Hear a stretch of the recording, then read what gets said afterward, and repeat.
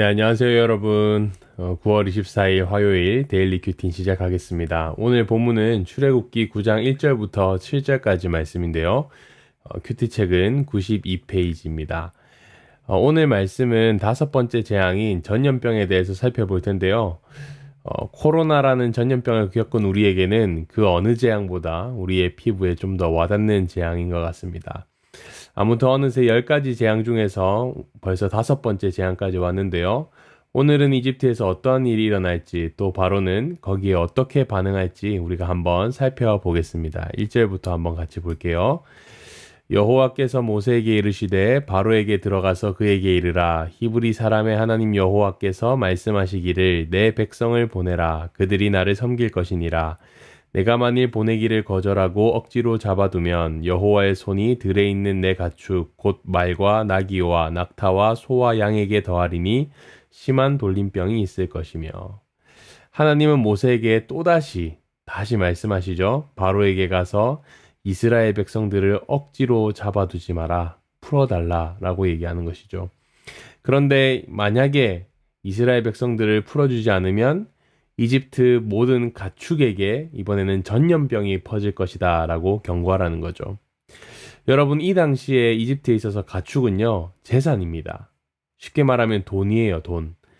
가축이 모두 죽는다는 것은 자기의 재산을 모두 잃는다는 뜻이에요.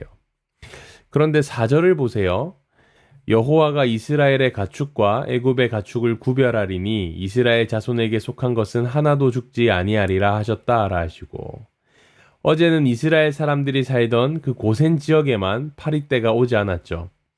오늘도 마찬가지입니다. 하나님이 이스라엘의 가축과 애굽의 가축을 구별하셔서 이스라엘의 가축은 전염병이 전파되지 않도록 한다는 거예요. 이집트 시내에서 나고 자란 가축, 그리고 고센 땅에 있는 가축, 하나님께서 이렇게 구별하신 게 아닙니다. 이스라엘 백성들의 소유, 이스라엘 백성들의 이름으로 만든 그 통장만 압류시키지 않은 거라고요. 이것을 무엇을 보여주는 걸까요?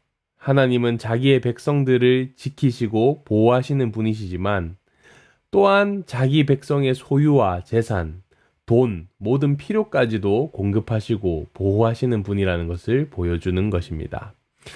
5절 말씀에 보면 여호와께서 기한을 정하여 이르시되 여호와가 내일 이 땅에서 이 일을 행하리라 하시더니 라고 말해요. 오늘 말씀에는 바로가 거절했다라는 내용은 나오지 않습니다. 그런데 하나님이 내일 전염병을 퍼지게 하시겠다는 말씀으로 볼 때 바로가 거절한 것처럼 보입니다. 그런데 왜 하나님은 기한을 정해 주셨을까요?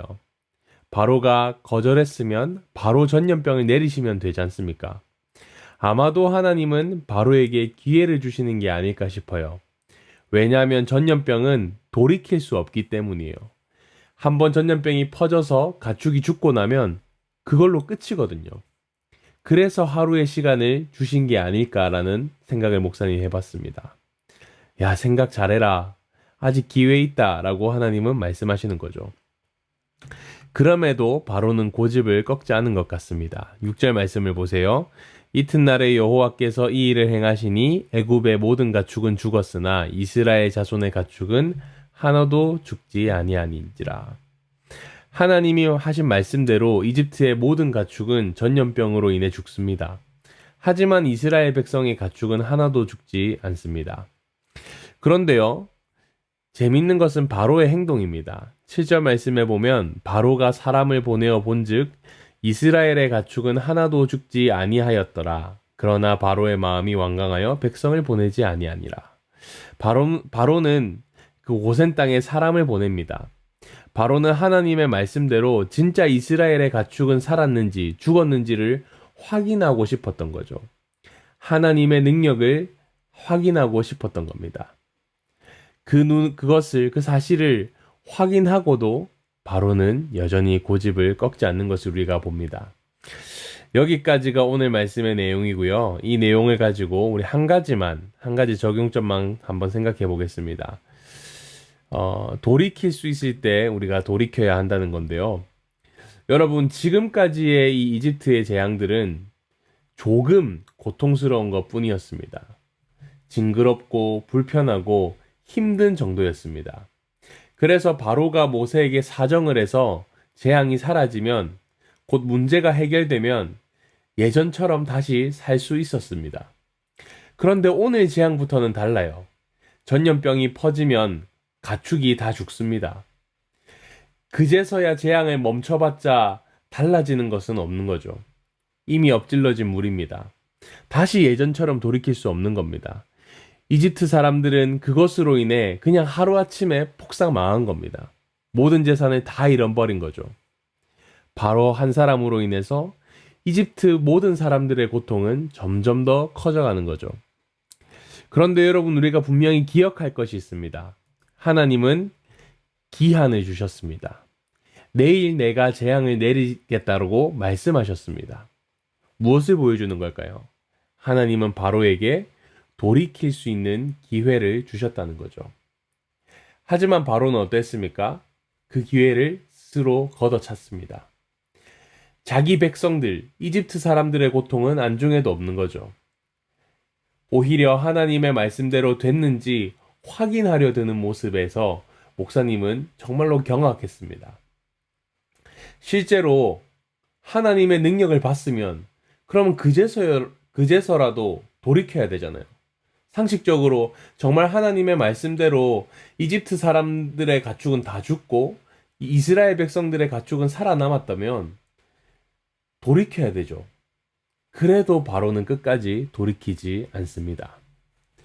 여러분, 바로의 모습은 어쩌면 죄인들의 모습을 보여주는 것 같습니다. 계속해서 돌이킬 수 있는 기회를 주시는 하나님과 그 기회를 이를 악물고 거부하는 사람.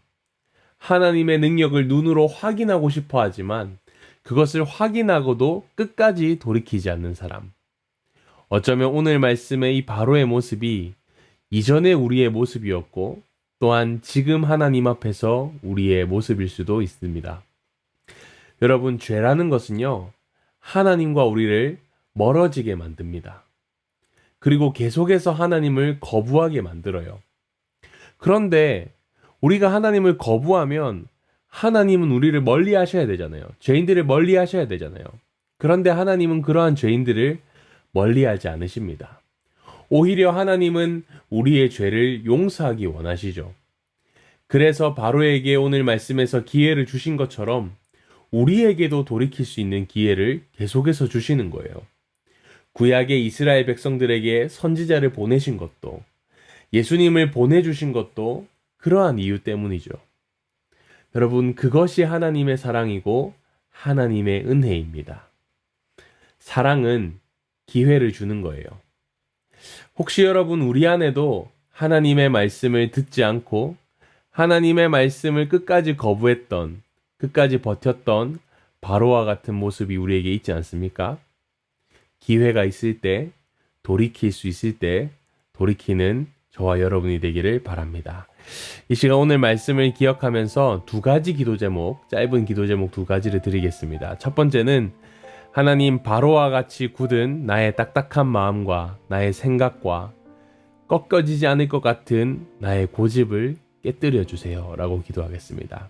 두 번째로 성령 하나님께서 하나님의 사랑과 은혜를 깨닫게 해주셔서 우리가 돌이킬 수 있을 때, 기회가 있을 때 돌이킬 수 있는 지혜를 우리 가운데 허락해 달라고, 그러한 은혜를 달라고 기도하고 목사님 기도하고 마치겠습니다. 기도하겠습니다.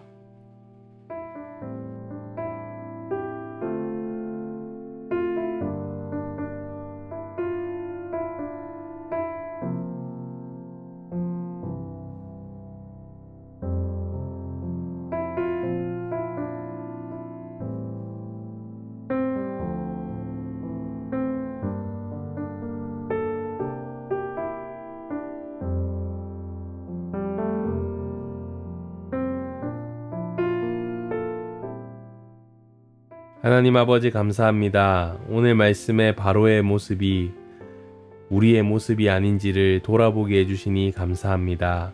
하나님, 기회가 있을 때, 돌이킬 수 있을 때 우리가 돌이키길 원합니다. 하나님, 우리의 딱딱한 마음을 부드럽게 해주시고 우리의 꺾어지지 않을 것 같은 고집과 우리의 마음을 꺾어주시고 깨뜨려 주세요. 그래서 하나님의 사랑과 은혜를 깨닫고 하나님을 사랑하고 우리를 끝까지 포기하지 않으시는 하나님만 신뢰하는 오늘 하루 되게 해주세요. 감사합니다. 예수님의 이름으로 기도합니다. 아멘. 네, 데일리 큐티 마쳤고요. 내일 또 다시 만났으면 좋겠습니다.